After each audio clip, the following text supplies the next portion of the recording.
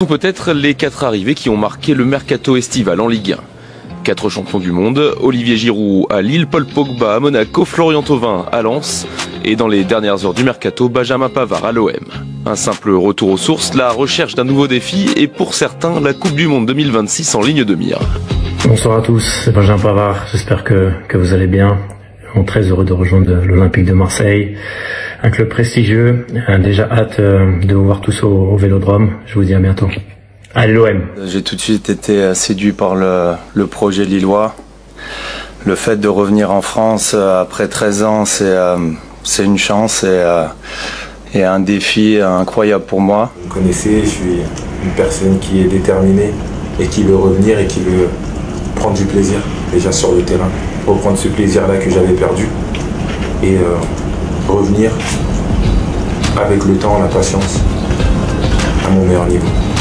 Mercato agité du côté de l'OM, marqué par des départs inattendus. Une altercation dans le vestiaire entre Adrien Rabiot et Jonathan Rowe, après la défaite face à Rennes, a poussé le club à se séparer des 2 joueurs.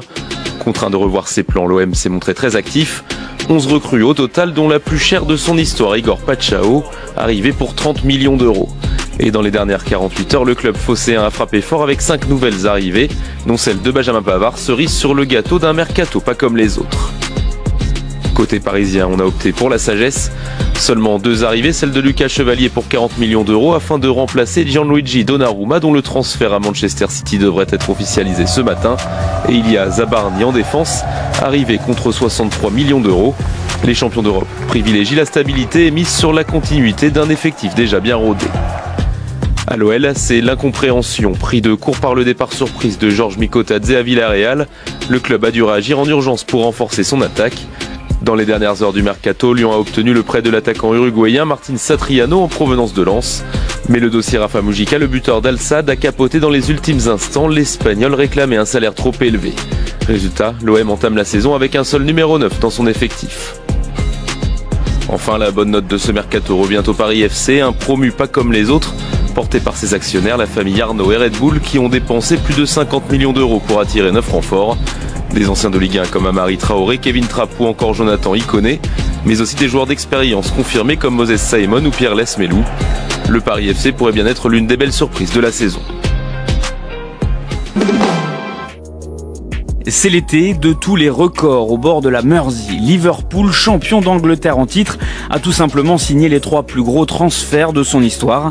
À la 3e marche du podium, le nouvel international tricolore Hugo Ekitike. J'arrive à Liverpool, on va dire au sommet du football et il faut montrer qu'on mérite d'être là et j'ai hâte de commencer. 95 millions d'euros pour l'attaquant en provenance de Francfort. Autre recrue de Bundesliga, le milieu de Leverkusen Florian Wirtz. Arrivée la plus coûteuse, celle de dernière minute, l'attaquant international suédois Alexander Isak débarque de Newcastle. Un peu plus à l'est de l'Angleterre, City se renforce dans tous les domaines et pioche notamment en Ligue 1. I love a style of play. It's very important for me.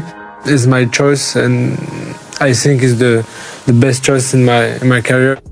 L'international français Ryan Cherki signe pour 5 ans et 40 millions d'euros environ. Ce sera près de 30 pour le champion d'Europe parisien Gianluigi Donnarumma. Premier transfert entre les 2 clubs depuis leur rachat respectif.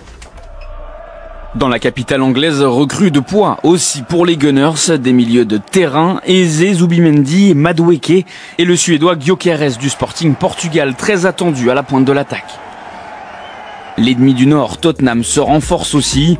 Prêté par le PSG à la Juve l'an passé, le champion du monde 2018, Randal Kolo Muani, rejoint les Spurs dans le cadre d'un prêt sans option d'achat. Il rejoint notamment Xavi Simons, Mohamed Kudus et Matistel en provenance du Bayern. Le Bayern, justement auteur d'un des gros coups de l'été, l'un des buteurs de Liverpool, Luis Diaz, pose ses valises pour 70 millions d'euros. Jackson est lui prêté par Chelsea. La première ligue, toujours aussi attractive. Dean Huijsen passe de Bournemouth au Real Madrid pour renforcer la défense. 62 millions d'euros. L'arrière droit Alexander Arnold arrive lui libre de Liverpool. Le meilleur ennemi barcelonais timide pour ce mercato estival, marqué par l'arrivée de l'international anglais Marcus Rashford prêté par Manchester United. Les internationaux ne manquent pas non plus en Italie et au Milan AC. Le Croate et ancien capitaine du Real Madrid, Luka Modric, nouveau Rossoneri. Et si Théo Hernandez est parti en Arabie Saoudite, 2 autres tricolores arrivent. Adrien Rabiot poussé vers la sortie par l'OM et Christopher Nkunku en difficulté à Chelsea. Lui avait l'habitude d'affronter les Blues. Kevin De Bruyne arrive à Naples. Il défiera dans son nouveau championnat un ancien pensionnaire de Ligue 1, Jonathan David, attaquant de la Juventus.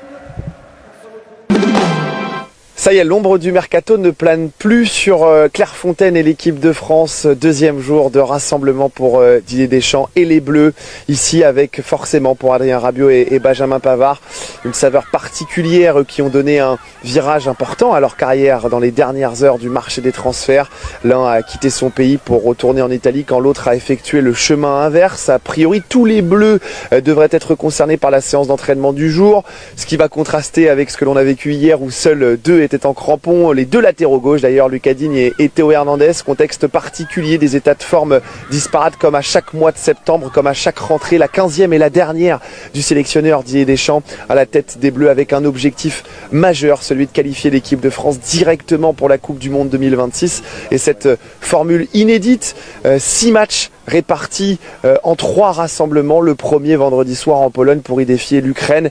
2 séances pleines, la première aujourd'hui, une autre demain, avant déjà de s'envoler pour la Pologne jeudi matin.